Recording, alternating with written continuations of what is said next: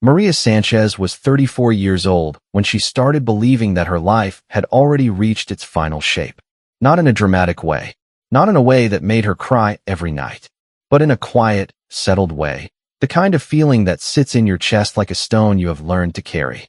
She woke up every morning, made 3 lunches, dropped 3 kids at school, went to her cleaning job, came back home, cooked dinner, helped with homework, and fell asleep on the couch with the television still running. That was her life. And for the most part, she had accepted it. Her husband, Daniel, had died 2 years before in a road accident. He was driving home from a late shift at the warehouse when a truck ran a red light and hit his car from the side. He died at the scene. Maria got the phone call at 11 at night while all 3 children were sleeping. She remembered sitting on the kitchen floor for a long time after that call. Not crying, just sitting, because she did not yet understand what that call meant for the rest of her life. She understood it later. Slowly, in pieces. It meant that she was now the only one. The only one to earn money. The only one to fix things when they broke. The only one to hold the children when they had bad dreams. The only one to answer questions about why their father was not coming home. Her eldest, Sophia, was 9. Her middle child, Marco, was 7. And her youngest, baby Rosa, had just turned 4. 3 children. 3 different needs. 3 different kinds of pain. And one mother carrying all of it alone. Maria did not come from a wealthy family. She grew up in a small apartment in a working-class neighborhood. Her parents were kind people, but they had their own struggles. When Daniel died, they helped where they could. But help had its limits. Maria had to work. She had to keep the apartment. She had to keep the children fed, clothed, and in school. So she cleaned offices during the week and sometimes cleaned private homes on weekends. The money was never quite enough, but it was always just enough. That thin line between surviving and not surviving. Maria walked it every single day. What made her loneliness deeper was not the work. She could handle work. What made it deeper was the silence that came after the children went to bed. The apartment would go quiet and Maria would sit at the kitchen table with a cup of tea she usually forgot to drink. And she would think, not about the past so much anymore, but about the future, about growing old, about whether she would always be this alone. She had tried, once, about a year after Daniel's death, to go on a date. A woman from her workplace had set her up with a man named Robert. He was polite enough at dinner. But halfway through the meal, when Maria mentioned her 3 children, something in his face changed. It was not rudeness exactly. More like a door closing very gently, but very firmly. He did not call her again. She was not surprised. But she was hurt in a way that stayed with her. After that, her sister had tried to encourage her. You are young, Maria. You are beautiful. You will find someone. And Maria had looked at her sister and said the words that she would repeat many times after that, sometimes to herself in the mirror late at night. Nobody wants to marry a widow with 3 kids. She did not say it with anger. She said it like a woman reading a fact from a page. A fact she believed completely. And so she stopped thinking about it. She focused on the children. Sophia was becoming a serious, responsible girl who helped with Rosa after school. Marco was loud and funny and always losing his shoes. Rosa had just started drawing everything she saw, little crayon pictures that covered the refrigerator door. These 3 small people were Maria's whole world. And she told herself that was enough. She told herself she did not need anything more. But late at night, when the apartment was quiet, she knew she was lying to herself a little. Not about the children. She loved them completely. But about the loneliness. That part she could not quite make herself stop feeling. It was on a Tuesday morning in October when things began to change. Maria had finished cleaning the offices on the 4th floor of a building downtown and was waiting for the elevator with her cart. The elevator doors opened, and a man stepped out before she could step in. He was tall, broad-shouldered, with dark circles under his eyes and a coffee stain on the front of his shirt. He looked like a man who had been awake too long. He looked at her cart and instinctively stepped aside to hold the elevator door open with one hand. Go ahead, he said. I'll take the stairs. Maria looked at him. The stairs are that way, she said, pointing down the hall in the opposite direction from where he was facing. He looked around, then laughed at himself. It was a tired laugh, but a real one. I work on this floor, he said. I don't think I've ever taken the stairs. She smiled and pushed her cart into the elevator. He let the door close. And that was it. That was their first meeting. 30 seconds. A wrong direction and a small laugh. Maria did not think about it much that day. She had 4 more floors to clean. His name was James Calloway. She would find this out only because, 2 days later, he was in the elevator again when she arrived to clean. This time he remembered her. "You're the one who told me where the stairs were," he said. "You're the one who didn't know," she replied. He laughed again. That same real, tired laugh. He introduced himself and shook her hand. She told him her name. He worked as a project manager for a firm on the 4th floor. He said he had been working late every night that week because of a deadline. She said she worked early every morning because of school drop-off. He looked at her. "Kids?" he asked. "3," she said. She watched his face. The door, she expected. The polite door closing. But instead he said, 3. "That's a lot of early mornings." And he said it with something in his voice that sounded like respect. Not pity. Not the calculating look she had seen from Robert at that dinner. Just a plain, genuine kind of respect. She did not know what to do with that. Over the following 2 weeks, James was often in the building when Maria came to clean. Not always, but enough times that they began to talk a little more each time. She learned that he was 38. She learned that he had a daughter named Lily, who was 6. She learned, one morning when he looked more tired than usual, that he was raising Lily alone. His wife had left 3 years ago. Not died. Left. Which, Maria thought, was its own kind of loss. Maybe even harder in some ways, because there was no clean ending to it. James never asked her too many questions at once. He did not push. He talked to her the way a person talks to someone they are genuinely curious about, not someone they are trying to impress or win. He asked about the children's names one morning. She told him. Sophia, Marco, Rosa. He repeated them quietly, like he was trying to remember them properly. That small thing, just the way he said their names, did something to Maria's chest that she did not expect. She drove home that morning with her hands tight on the steering wheel and her eyes on the road. She told herself not to be foolish. She told herself he was just being friendly. She told herself that she was a 34-year-old widow with 3 children and a cleaning job, and that life was not a story where things turned around like this. She told herself all of this very firmly. And then she thought about the way he had said her children's names. Sophia, Marco, Rosa, like they were real to him, like they mattered, like they were worth remembering. She drove the rest of the way home in silence. Maria did not allow herself to think too much about James Calloway. She was a practical woman. She had learned, in the 2 years since Daniel died, that hope was something you had to be careful with. Hope could lift you up quickly, and when it dropped you, the fall was harder than if you had never hoped at all.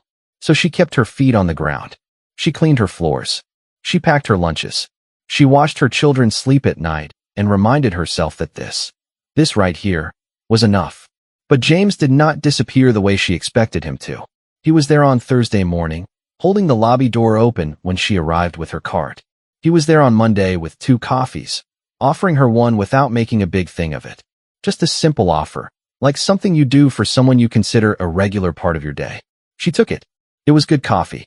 She did not make a big thing of it either. They talked in the small windows of time that her work allowed. 5 minutes here, 10 minutes there. She told him about Marco losing his shoes again. He told her about Lily refusing to eat anything that was not shaped like a star. Maria laughed at that. It was the kind of laugh that surprised her, the kind that came from her stomach, not just her throat. She had not laughed that way in a long time. She noticed things about him during those short conversations. He listened, properly, not waiting for his turn to talk, but actually listening. When she said something, his eyes stayed on her face. When she stopped talking, he did not immediately jump in with a story about himself. He let her words settle first. Maria had known a lot of people in her life, but she could count on one hand the ones who listened like that. She also noticed that he never once made her feel small. Not about her job, not about her situation.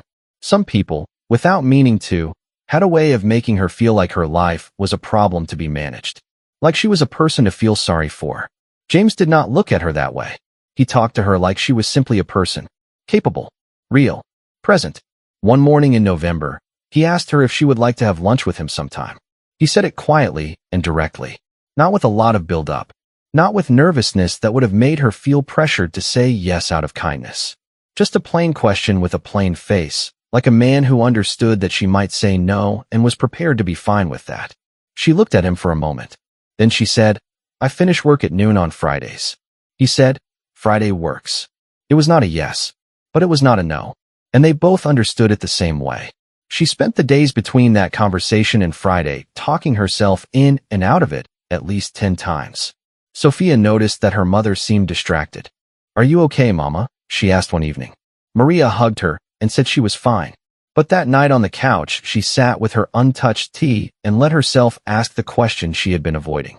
What was she doing? She was a widow. She had 3 children. She had no business sitting across from a man at lunch and letting herself feel anything. Nothing good could come of it.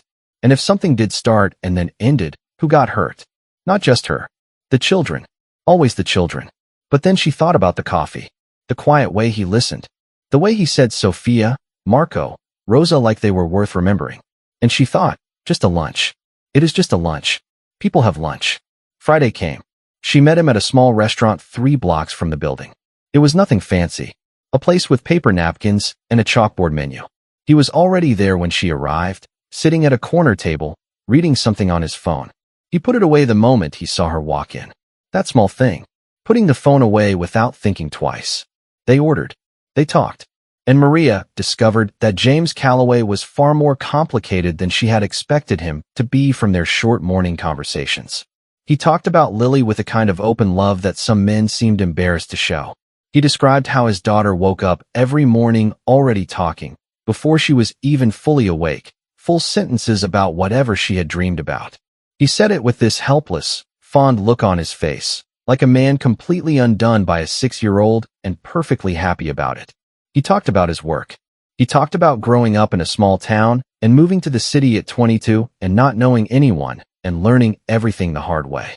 He talked about his marriage ending and how he had spent a long time being angry about it before he realized the anger was only hurting Lily. So he let it go. Not all at once. Slowly. He said, "I made a decision one day that I was not going to raise my daughter in a house full of bitterness. So whatever I felt about everything else, I was not going to give her that." Maria listened to all of this carefully. Then she said, without planning to say it, "I made a similar decision. After Daniel died, I decided the children would not grow up feeling like their life was broken, like something was missing. I wanted them to feel whole, even if everything felt very not whole to me." James looked at her across the table. "That must have cost you something," he said. Nobody had ever said that to her before. Not once. Not her sister. Not her parents. Not the grief counselor she had seen twice and then stopped seeing because she could not afford it. Not anyone. They had praised her strength. They had called her brave. But nobody had ever acknowledged that being strong for your children, every day, without pause, cost the person doing it something real. Her eyes filled. She blinked it back quickly. She was embarrassed. But James did not make it awkward. He simply said, "You don't have to blink that away on my account." And Maria, for the first time in 2 years, let herself feel something she had been pushing down for a very long time. Not grief exactly. Something more complicated. The tiredness of being strong. The loneliness of being alone in her own strength. The relief, just the tiniest beginning of relief, of sitting across from someone who could see it. She wiped her eyes. She laughed a little at herself. He smiled. They ordered dessert. And they talked for another hour about everything and nothing. About the children's school. About his daughter's obsession with frogs. About Maria's dream, which she had almost forgotten she had, of one day opening a small bakery. She had not told anyone about the bakery dream in years. It felt almost strange to say it out loud. But James did not smile politely and move on. He asked her what she would bake. What would be her specialty? Had she ever taken any classes? He was interested. Actually interested. She drove home that afternoon and sat in her parked car outside the apartment building for a few minutes before going inside. She did not know what this was. She did not know where it was going. But she knew that something had shifted. Something small and careful and very fragile. She did not want to name it yet. She did not want to hold it too tightly in case it broke. She went inside. Rosa ran at her legs the moment she opened the door. Marco was yelling from the bedroom about something lost. Sophia was setting the table without being asked. Maria stood in the middle of all of it, the noise, the love, the beautiful ordinary chaos of her life, and she felt, for the first time in a very long time, that the stone in her chest was just the tiniest bit lighter. Just the tiniest bit. 3 months passed, then 4, then 5, and what grew between Maria and James grew the way real things grow. Not quickly, not dramatically, but steadily. like a plant that is not much to look at in the early weeks, but puts down roots so deep that by the time anyone notices, it has already become something solid and permanent. They had lunch most Fridays. Sometimes they walked after. Sometimes they just sat in that same small restaurant with the chalkboard menu and talked until her phone buzzed with a reminder about school pickup. He met her schedule without complaint, without making her feel like her life was an inconvenience he was tolerating. He worked around her the way a person works around something they consider worth working around. She told him more as the weeks passed. About Daniel. About the accident. About the kitchen floor and the phone call and the long months after. About Sophia crying in her sleep for the first year. About Marco, who had become very quiet for a while, and then one day just started being Marco again, loud and funny, and always losing his shoes, and how that day felt like something coming back to life. About Rosa, who had been so young that she would grow up with only photographs and stories, and how that was its own kind of grief for Maria. Watching her youngest daughter grow up, not knowing her father except as a picture on the wall. James listened to all of it. He did not flinch. He did not rush her forward. He did not try to fix it or find the silver lining the way people sometimes did when they were uncomfortable sitting with someone else's pain. He just listened and let it be what it was. And then one evening, it was a Friday in late February, cold and clear, he invited her and the children to meet Lily. He suggested a park, neutral ground, somewhere with enough space that nobody felt crowded. He said it matter-of-factly. He said, "I think it's time, if you're comfortable. No pressure. Just an afternoon." Maria thought about it for 2 days. Then she said yes. The afternoon at the park was messy and wonderful and completely unpredictable in the way that anything involving 4 children always is. Lily was small and very serious for 6 years old, with big dark eyes and her father's way of really looking at people when they talked. She and Sophia regarded each other with the careful assessment of children who take things seriously. Marco, being Marco, introduced himself to Lily within 30 seconds by showing her a rock he had found that he believed looked exactly like a dinosaur. Lily examined the rock with great seriousness and agreed that it did. And that was that. Friends. Rosa followed Lily around for the entire afternoon with the dedicated devotion of a 4-year-old who has decided someone is wonderful. Lily, to her enormous credit, took this in stride and held Rosa's hand when they walked near the pond. James and Maria sat on a bench and watched all 4 children and did not say very much. There was not much that needed saying. The afternoon said it for them. That night, after Maria had bathed Rosa and tucked her in, helped Marco find his shoes for tomorrow, and listened to Sophia read a chapter of her book, she sat down at the kitchen table. No television. No untouched tea. She sat with her hands flat on the table, and she thought about what her life was becoming. She thought about the woman she had been a year ago, sitting in this same kitchen in this same quiet, believing that her story was already finished. Believing that nobody would want a widow with 3 children. Believing she was outside the boundary of the kind of love that was meant for ordinary, uncomplicated people. She thought about James on that bench that afternoon. The way he had sat close enough that she could feel the warmth of him. The way he had reached over, without looking at her, and put his hand over hers for a moment. Just a moment. Just long enough to say something without saying anything. She had not pulled her hand away. The following Friday, James picked her up from work. They drove to the same restaurant. But this time something was different in the air between them. Something had settled. Something that had been fragile for all these months had become, quietly, and without announcement, strong. They ordered the same things they always ordered. And then James put down his glass of water and looked at her in that direct way he had. No performance, no build-up. And he said, "I want you to know something." She waited. He said, "I know things are complicated. I know you have 3 children and a full life and a lot of history. I am not saying any of this to put pressure on you. But I want you to know that I see all of it, everything, and none of it is a problem for me. Not the children, not the past, not the complicated parts. I just want to be in your life, Maria. However that looks." Maria looked at him for a long moment. Her throat felt tight. She thought about that sentence she had said so many times. Nobody wants to marry a widow with 3 children. She had said it like a law, like something permanently true. She said, quietly, "I spent a long time believing that who I am now, all of it, the kids, the past, the whole thing, was too much for any person to choose. I believed nobody would choose it." James did not look away from her. He said, "I am choosing it. Right now." I am choosing it on purpose. And Maria, for the second time in his company, felt her eyes fill. But this time she did not blink it away. She let it come. She let herself feel it. Fully, honestly, without apology. The relief. The disbelief. The terrifying, beautiful, fragile feeling of being seen not despite everything, but including everything. All of it seen. All of it chosen. She wiped her eyes. She smiled. She said, "You're going to have to meet my mother. She will ask you 100 questions." James smiled back. "I'll bring coffee," he said. "That helps with most things." Spring arrived. Maria and James took the children to the beach one Saturday. All four of them, plus Lily, who wore a very serious sun hat, and informed everyone of several important facts about seagulls. Marco and Lily built a sandcastle that collapsed 3 times and was rebuilt each time with greater determination. Rosa fell asleep on a towel with her shoes still on.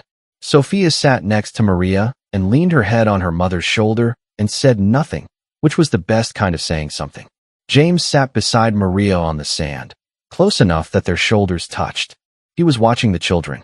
His face had a look on it that Maria had come to recognize, that open, unguarded look that people only have when they are somewhere they completely want to be. She looked at her children, at Lily with her sun hat, at Marco and his collapsed castle, at Rosa asleep, at Sophia against her shoulder, at James, who had chosen this, who looked at all of this and saw not a complicated problem, but simply a life, a full, real, complicated, beautiful life, and had said yes to it without hesitation. Nobody wants to marry a widow with 3 children. She had believed that completely once. She had carried it like a fact carved in stone. But sitting on that beach, with the sun warm on her face and her children playing at the water's edge and James beside her choosing to be nowhere else in the world, Maria understood that the truest thing is not always the thing you believe at your lowest point. Sometimes the truest thing is the thing that is still growing, still becoming, still finding its shape long after you stopped believing it was possible. She rested her head on James's shoulder. He did not say anything. He just shifted slightly, so she was more comfortable. The children laughed at something at the water's edge. The sea moved in and out. And Maria Sanchez, who had once believed her story was finished, understood that it had only just truly begun.